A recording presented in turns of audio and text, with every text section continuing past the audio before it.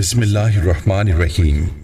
السلام علیکم Islamic teacher کے پیارے دوستو، ہم امید کرتے ہیں کہ آپ خیریت سے ہوں گے۔ ہماری دعا ہے کہ اللہ پاک آپ کو خیر و عافیت سے رکھے۔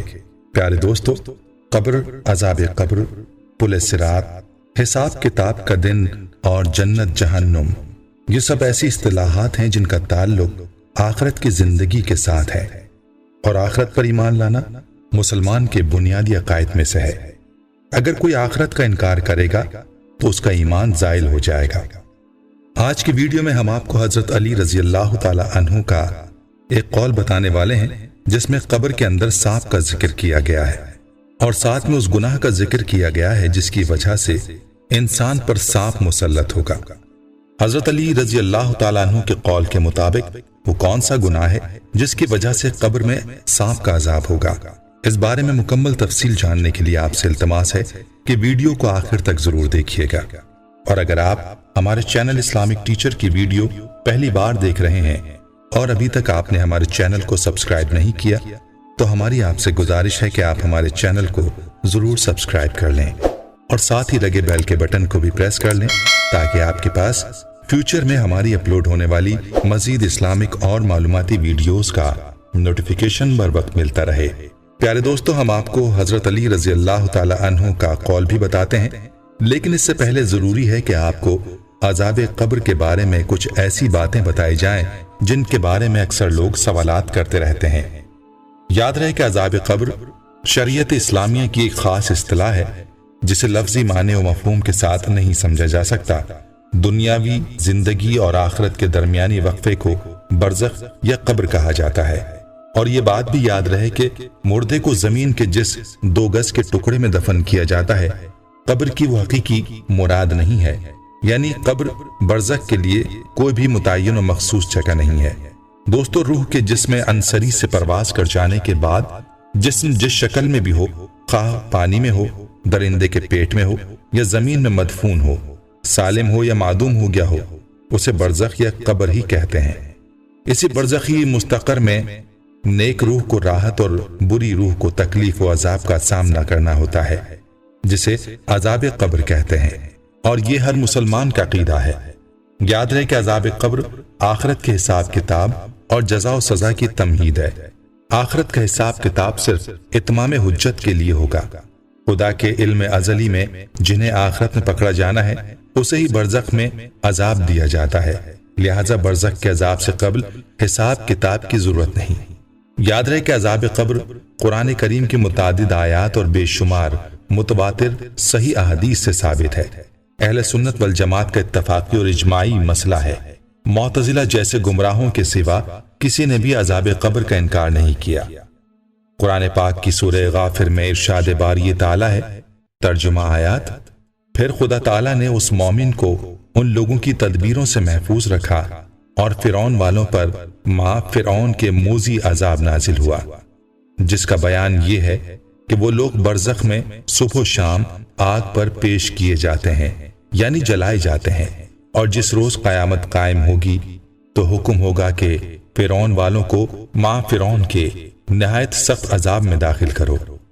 اس آیت سے معلوم ہوا کہ قیامت کے دن سے پہلے بھی فرعون اور اس کے لوگوں پر عذاب ہو رہا ہے۔ یہی قبر کا اور برزخ کا عذاب ہے۔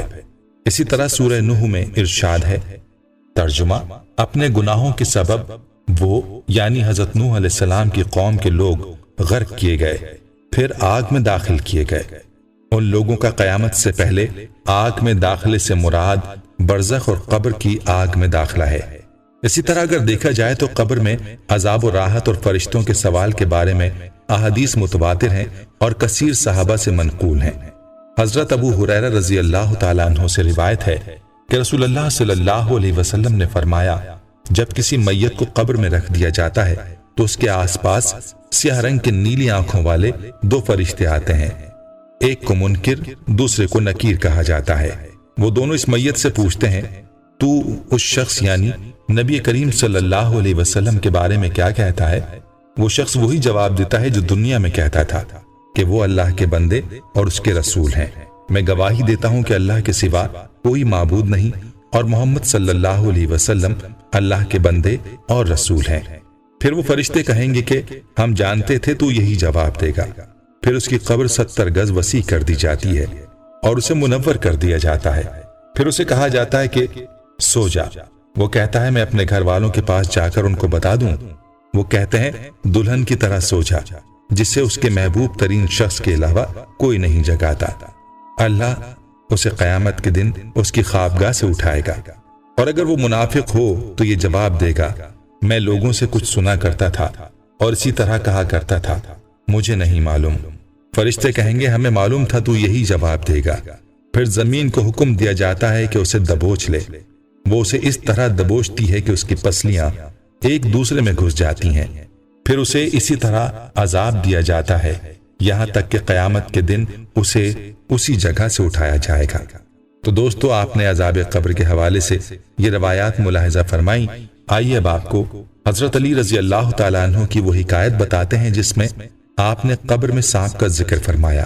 کہتے ہیں کہ ایک شخص نے حضرت علی رضی اللہ تعالیٰ عنہ سے سوال کیا کہ میں نے سنا ہے کہ انسان کو قبر میں سانپ آ کر ڈستا ہے۔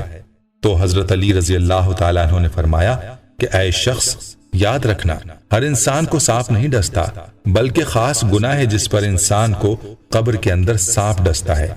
تو وہ شخص پوچھنے لگا اے امیر المومنین، ایسا کون سا گناہ ہے جس پر انسان کو قبر میں سانپ ڈسے گا؟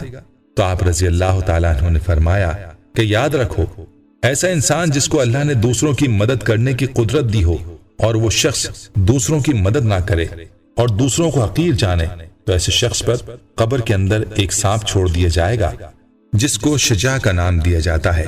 یہ سانپ اس کو قبر کے اندر ڈستا رہے گا۔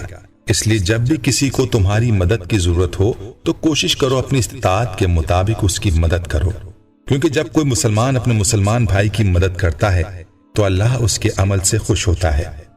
دوستو، آپ نے حضرت علی رضی اللہ تعالیٰ عنہ کے فرمان کے مطابق ملاحظہ فرمایا کہ وہ کون سا گناہ ہے کہ جس پر قبر میں سانپ کا عذاب ہوگا۔ اس کے علاوہ سانپ کے عذاب کا ذکر حدیث نبویہ صلی اللہ علیہ وسلم میں بھی ملتا ہے، جس میں نماز چھوڑنے کے عذاب میں یہ فرمایا گیا کہ ایسے انسان پر سانپ مسلط کیا جائے گا، جیسا کہ ایک لمبی حدیث میں نماز چھوڑنے کے متعدد عذاب بیان ہوئے ہیں۔ اور اس حدیث میں یہ بھی آتا ہے کہ بے نمازی کے لیے قبر کے 3 عذاب یہ ہیں۔ اول، اس پر قبر اتنی تنگ ہو جاتی ہے کہ پسلیاں ایک دوسرے میں گھس جاتی ہیں۔ دوسرے، قبر میں آگ جلا دی جاتی ہے۔ تیسرا، قبر میں ایک سانپ اس پر اس شکل میں مسلط ہوتا ہے جس کی آنکھیں آگ کی ہوتی ہیں، ناخن لوہے کے اتنے لمبے کہ ایک دن پورا چل کر اس کے ختم تک پہنچا جائے۔ اس کی آواز بجلی کی کڑک کی طرح ہوتی ہے۔ وہ یہ کہتا ہے کہ مجھے میرے رب نے تجھ پر مسلط کیا ہے کہ تجھے صبح کی نماز ضائع کرنے کی وجہ سے آفتاب کے نکلنے تک مارے جاؤں، اور ظہر کی نماز ضائع کرنے کی وجہ سے عصر تک مارا جاؤں، اور پھر عصر کی نماز ضائع کرنے کی وجہ سے غروب تک، مغرب کی نماز کی وجہ سے عشاء تک، اور عشاء کی نماز کی وجہ سے صبح تک مارے جاؤں۔ جب وہ ایک دفعہ اس کو مارتا ہے تو اس کی وجہ سے وہ مردہ 70 ہاتھ زمین میں دھنس جاتا ہے۔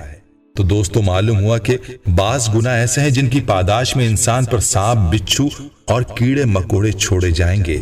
اس لیے ضروری ہے کہ ایسے گناہوں سے بچا جائے، کیونکہ دنیا کا سانپ یا بچھو دیکھ کر ہماری جان نکل جاتی ہے، اور قبر میں جو سانپ اور بچھو ہوں گے تو وہ اس سے کئی گنا خوفناک ہوں گے۔ اللہ تعالیٰ سے دعا ہے کہ اللہ پاک ہر مسلمان کو عذاب قبر سے محفوظ فرمائے، آمین۔ البتہ دوستو، ہمیں چاہیے کہ نماز کی پابندی کریں، دوسروں کی مدد کریں، اور روزانہ مغرب کے بعد سورہ ملک کی تلاوت کریں، اور پھر اللہ سے امید رکھیں کہ وہ ہمیں عذاب قبر سے بچائے گا۔ بغیر اعمال کیے ہم اللہ سے امید کریں گے تو کام نہیں بنے گا۔ پیارے دوستو، ہم امید کرتے ہیں کہ آپ کو ہماری آج کی یہ ویڈیو ضرور پسند آئی ہوگی۔ اگر آپ کو ہماری آج کی یہ ویڈیو پسند آئی ہے تو آپ سے گزارش کرتے ہیں کہ آپ ہمارے چینل اسلامک ٹیچر کو ضرور سبسکرائب کر لیں، اور ساتھ ہی لگے بیل کے بٹن کو بھی پریس کر لیں، تاکہ آپ کے پاس ہماری آنے والی مزید معلوماتی ویڈیوز کا نوٹیفیکیشن بر وقت ملتا رہے۔ سبسکرائب کے ساتھ ساتھ ہماری ویڈیوز کو لائک بھی کریں، اور اپنی قیمتی رائے کا اظہار کمنٹس میں ضرور کریں۔ کمنٹس میں آپ اپنے سوالات بھی ہم تک پہنچا سکتے ہیں۔ اللہ تعالیٰ آپ کو اپنے حفظ و امان میں رکھے، آمین۔